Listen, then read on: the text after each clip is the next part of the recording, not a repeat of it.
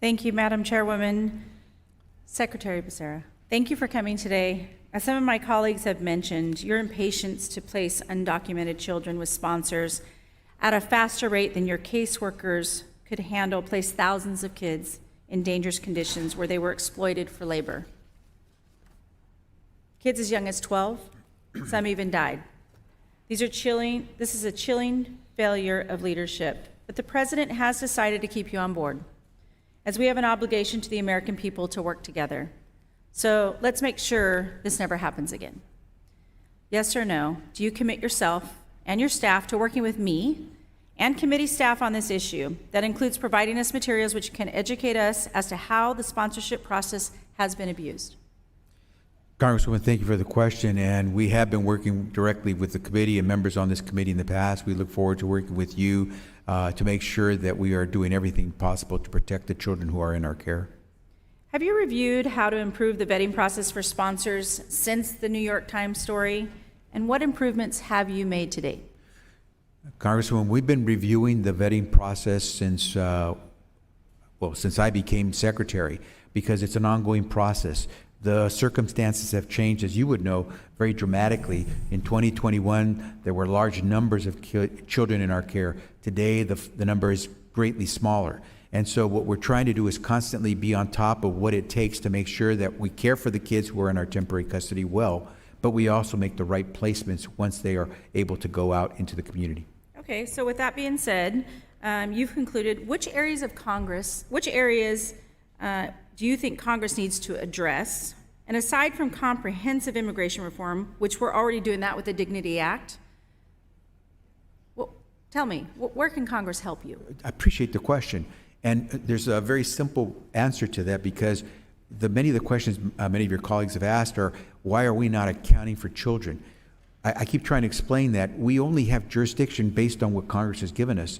Someone has to be able to account for these kids in a better way, these migrant children who are ending up working in these exploitive conditions. We don't have the authority to check up on them, to follow up and require them to check in with us, as a foster care program might have with a U.S. citizen child. If you want to help us, make sure that someone in the federal government, maybe it's not HHS, maybe you decide it's the Department of Labor, maybe you decide it's done through the states, but there's a gap. When we have the kids in our custody, they're not exploited in a labor workplace. Once we place them with a parent or a close relative, we don't have jurisdiction. Who will make sure that they're accounted for or taken care of? There's the gap. And I would hope that rather than make accusations, members would try to work with us to make sure that if they really care about kids, we are making sure that they're accounted for.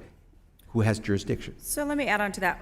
Talk to me a little bit about the child labor space. Within your department's jurisdiction, what areas would you be willing to partner with me and the committee to strengthen those guardrails needed to protect these kids? We can work with you right now we're working with the Department of Labor.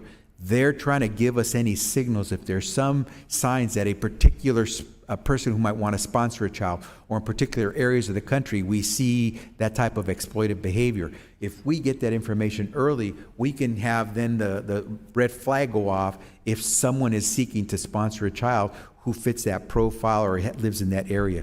We can work with you if it happens to be in your congressional district, or if you're interested in helping us merge and better tie the work that the different agencies can do. And then where you really can help us, get the local agencies, the state and local agencies, the licensing care facilities at the state level, the community organizations that work with families, migrant kids, to work closely with you and with us to make sure that we're all trying to do this seamlessly, so there is no gap in who's accounting for these children. Thank you.